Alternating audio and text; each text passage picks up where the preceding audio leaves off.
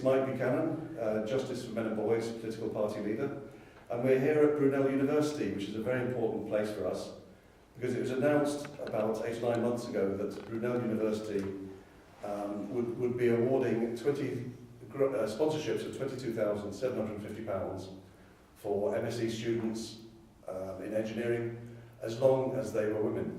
The grant's only available to men if they undertake sex reassignment surgery.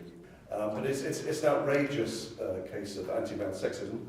So we're here with 5 engineering students at Brunel University today to discuss what they think about this, and I wonder if you could all just introduce yourselves. I'm Alexander Mould, a level 5 motorsport engineer. Okay. I'm Sean Cullen, a first year mechanical engineer. I'm Elisa. I'm a level 3 aviation engineering with pilot studies student. I'm a third year aviation engineer. I'm Sean Patel. I'm a third year aerospace student. In the UK, as in many countries, the majority of unemployed people are men. Unemployment is known to be a far bigger driver of suicide among men. And in fact, suicide is the #1 cause of death of men under 50 in this country. It's known that a lower proportion of female graduates go into engineering as a career. And of those that do go into it, the majority give up engineering as a career once they have children. So where we're coming from is it is a crazy use of taxpayers' money to be incentivizing the group that will make less use of that training. Well, I think it's probably, I don't see any issue with necessarily incentivizing women into engineering as a profession. I think maybe it's a bit excessive to offer such a large grant into it, because the people who are doing the course anyway will have already completed B.Eng in engineering. So to doing it to, I guess to have a grant that large to do an MSc on top of that is a little excessive when they already have a well-renowned degree. But as a group, why should women be incentivised? I think it's probably useful for balance within the industry. I know it's a very male-dominated industry as a whole, but it's always good to have different inputs, different sort of viewpoints, and different ways of thinking in any industry. Because otherwise everything goes a bit stale, and you lose a bit of the innovation. I mean, but you know, why do women need incentivising? Why can they not just do the course? If I can jump in, I think that as a woman, personally, in an engineering degree and having had 4 years experience now in this field, it isn't easy to actually jump into this field, because it's known that 95% of the students in the course are going to be male students, and yeah, so we're kind of looked down upon. That's my personal experience. I've done a first year unsuccessfully in an engineering field. Had to dropped out, because I just didn't feel like I fitted in. I had a lot of pressure from my peers, mostly male students, and I think that this grant actually encourages women to get into this field, to discover that, well, they have the guts for it. They just have to prove it to themselves and prove it to others, because it's just, for the moment, people just globally think women don't have the brains for it. I'm not sure anybody thinks that, Lisa, with respect, but I mean, let's take another field, psychology. Over 90% of psychology students are women. There's no £22,750 grant to get more men into psychology. Why is the preferencing always towards women?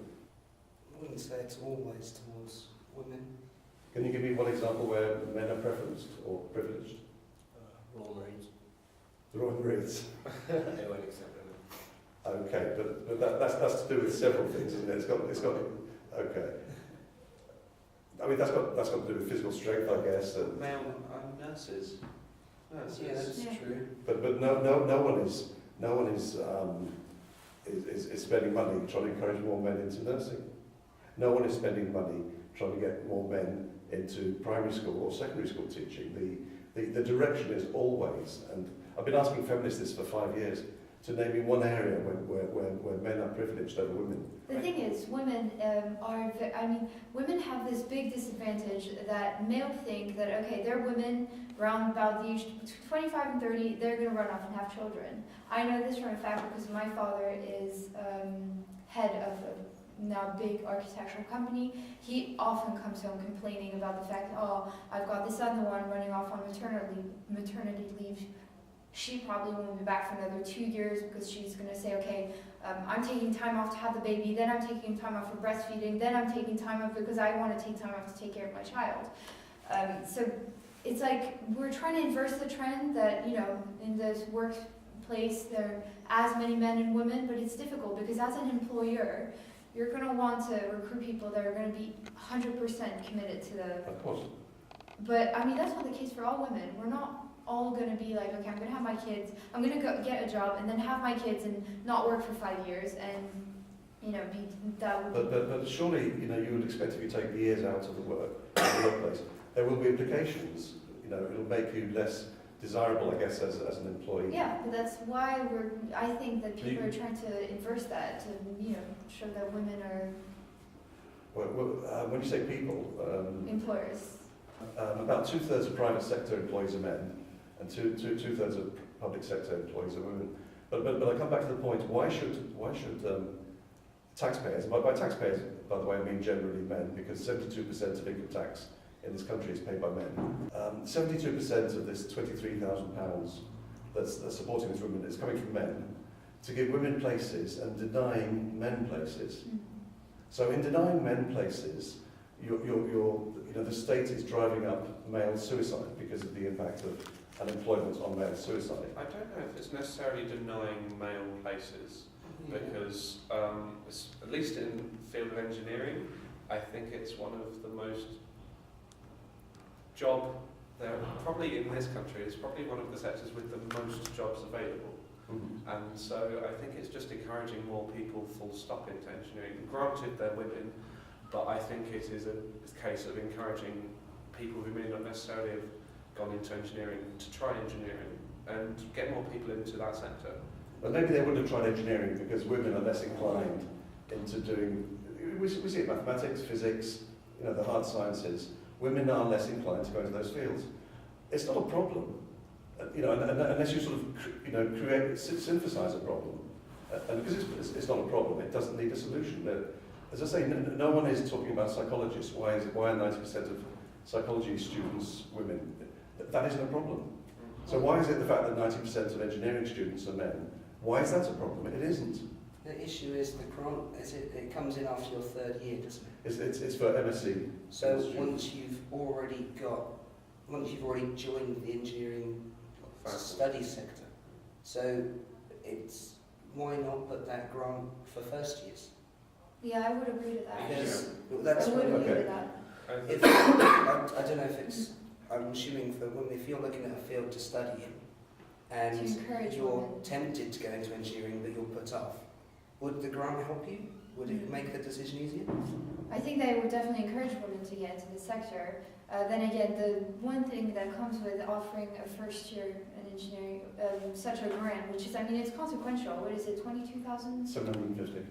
22,750. Okay, 22,700. Which is about double the minimum wage, national minimum wage for a person working full time. Okay. So it's what it screams to me is women don't want to do this course. But how does it compare to first year's salary after having a BA? I've already got a higher salary than that as an engineer. But why? I come back to the point. Why is it a problem that men dominate engineering? I can't see that there's a problem. I think it's a way of ensuring that there are more different viewpoints put on the table. Because one of the things with engineering is it is very easy to go stale with ideas and lose innovation, and it's an incredibly important part of the field to be innovative. Okay. And having different viewpoints and having different ways of thinking, because it is a fact that men and women do have different ways of thinking. I totally agree. But if let's say female ways of thinking contributed to a better performance in teams and so on, then do you not think that companies would have worked that out by now? Campaign for Merit in Business points to longitudinal studies that show where you drive up the proportion of women on corporate boards, financial performance declines. It is really black and white. But this isn't necessarily training women to specifically be on boards. This is training women to be in specialist areas. No, I agree. But I'm just challenging the idea that the idea that, if you like, diversity of gender somehow leads to better performance. There is no real world. I get that people believe that, but I'm just not aware of any real world evidence that it actually works. Well, I don't think it's about the evidence or like graphs or such like that would prove that the company works better with women on board. I think that it's the way that it works as a team. You know, you don't need to prove it. You just know that. I mean, personally, from my experience in this field, I've worked on group projects, and I mean, I think that I've contributed, you know, to adding ideas from my own feminine viewpoint. I mean, I've had a lot of creativity that some of my peers maybe didn't have. I couldn't tell you what I've contributed exactly because it's just, I can't think of all the projects I've been in. Working in a team, I think, with only guys is different than working in a team with guys and girls, and with them working together, you know, challenges that might come with, you know, because yes, we do think differently. So it is an extra challenge, but therefore it kind of pushes back the boundaries of what you can do. No, I absolutely accept that it will create different dynamics and so on. All I'm saying is that I know of no evidence from the real world, and I'm sorry, we do have to look at evidence. There is no evidence I'm aware of that says that organisations perform better when they drive up the proportion of women. Again, I think there's almost a religious belief that is so, but there's no evidence for it. If you drive up the proportion of women, then you're doing it artificially. It should be done by whoever's best at the job. But that's the only way you can do it. I mean, what is paying a grant of nearly £23,000 doing if not doing it artificially? Dr. Catherine Hacking, a world-renowned sociologist, in the year 2000 published a thing called preference theory. And her research showed that while 4 in 7 British men are work-centred, only 1 in 7 British women is work-centred. So that will naturally translate into differences, and more so as you go up organisations. But the idea that that's a problem, it's a creative problem. It's not a real-world problem. So do you think that this is social engineering in engineering that's happening? I just think that times change. I know that maybe a few years back, yes. Well, I don't know. I mean, I've never looked at statistics really. But when I look at my entourage compared to my parents' entourage, for instance, yes, it is true that in previous years women were less inclined on professional careers and they were more focused at home, you know, with the kids. But when I look at my friends or, you know, my older friends, it seems like more and more they get older and older when they have kids. Some of them don't even think about that. Some of them don't even think about marriage because we're also, I mean, I've been, or maybe it's just because I've been hanging out with really ambitious, you know, women, but I know that for me, right now, kids and a husband is totally not in my future plans. I mean, not in the next 10 years. For me, I want to be a pilot, and, you know, pilot and family, it doesn't really match up. No. But I think that if I had to choose, I'd definitely go with a career first. Okay, but it sounds like, Lisa, as if you're one of those 1 in 7 women that are work-centred, career-centred, but 6 out of 7 aren't. But in my entourage, most of them are like me. But yes, but that's a self-selected group, isn't it? Yeah, one statistic that you stated was British women, when in fact most of the women in engineering aren't actually always from England, like we have quite a few international students. I suppose what we mentioned earlier about having the grant at the master's level compared to at an early level, I suppose, like, if a student has gone through, say, 3 years of engineering, then they're pretty set on it, they know what they're going to do. Like, if they were going to choose to do a master's, they would do it anyway. So why offer that grant then in that case?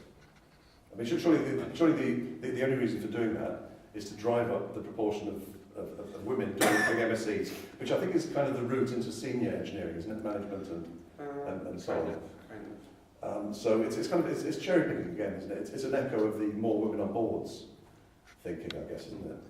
But boards are far different to engineering. I would completely agree that it's very odd to have the grant at that specific point in the kind of educational career, because it just doesn't really make sense to have for people who have already done an engineering degree to be offered this extra grant to do this thing, unless they're specifically very good at what they're doing. But one thing I will notice is that a lot of the women that I know in engineering and on my course, the women who have chosen to take up this MSc, the advantage that they've gone, because if you had that option, why wouldn't you? Is that they're all extremely driven, all extremely work driven, and so why do they need that extra money? I don't know if they necessarily. Maybe it's a political thing, because having a bit of experience of, I was a local councillor once, and they want to be seen to be doing more for women, right? If they said, oh, at bachelor's level we'll have this, there would be flocks of women doing it, and that would cost a lot of money. So doing it at the MSc level means they're not going to get that many women. It's not going to cost them that much, but they'll give the appearance of being. It doesn't need to be £22,000. No, it doesn't. No. Yeah. I think But the woman, sorry, the professor, I can't remember her name offhand, who was interviewed about this, who's kind of behind the scheme here at Brunel, was quite clear that it was to drive up women in the sort of senior reaches. So again, it's the plum jobs. It's the and we know why they want to do that, because when they're in those senior positions, they'll be able to encourage women, so they'll be able to favour women even more, because there's a huge in-group loyalty among women that there isn't among men, despite nonsense about the glass ceiling and old boys network. Women favour women in recruitment and promotion terms far more than men preference men, far more. From my experience, I've got female friends that went into, not engineering specifically, but maths, physics, other areas that are deemed male-dominated. And it didn't seem to be an issue for them. They knew what they wanted to do. So I don't think this grant's going to change anyone's opinion unless they already want to do it. Question, I did actually think of one of my really good friends in Bristol too. She ended up dropping out too. She was in electronic engineering, something like that. And she just felt the pressure got too high. What sort of pressures, What it was workload pressure, but also pressure from peers. I knew that first year engineering was probably the toughest. Yeah, she dropped out. She never came back. She wasn't encouraged to, she was encouraged by her parents, but nothing else kind of drove her to come back to engineering, and I think that she could have used that. Of course. When you're sitting in a room with 100 guys and some of them, say things that maybe shouldn't have been said, when you work with a team of men that don't necessarily listen to what you say or disregard anything you say, it can be difficult. And we both cracked under that pressure, especially at Bristol. I found the courage to come back to engineering. I was mostly driven by my grandfather, who was in engineering and whose brightest student was a woman, an astronaut for NASA. So is there something just intrinsically intimidating being one gender when the other gender is overwhelmingly? I imagine there must be. I can't get that. It is intimidating, especially for a first-year undergraduate student. I mean, you just stepped out of school, just stepped out of a place where there's 50% of male and female. You're all on the same level. You're all studying the same subjects, and then you get to a lecture room where there's 100, 200 students. You look around and okay.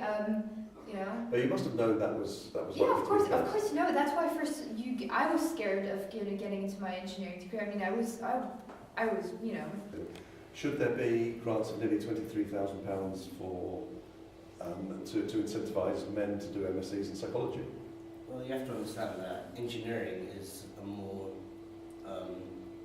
needed field. That's what I was going to say. It has so many jobs. There's so many applications, right now there is a lack of engineers, which is what everyone is hiring for. It's also one of Britain's biggest income earners. In the world, people are touched by unemployment everywhere, but if there is one field that we know works and will still work because there is so much to do, it's engineering. So that's why I think... No, I get that. I get we need more engineers. But I keep coming back to why do we need more female engineers when they're more likely to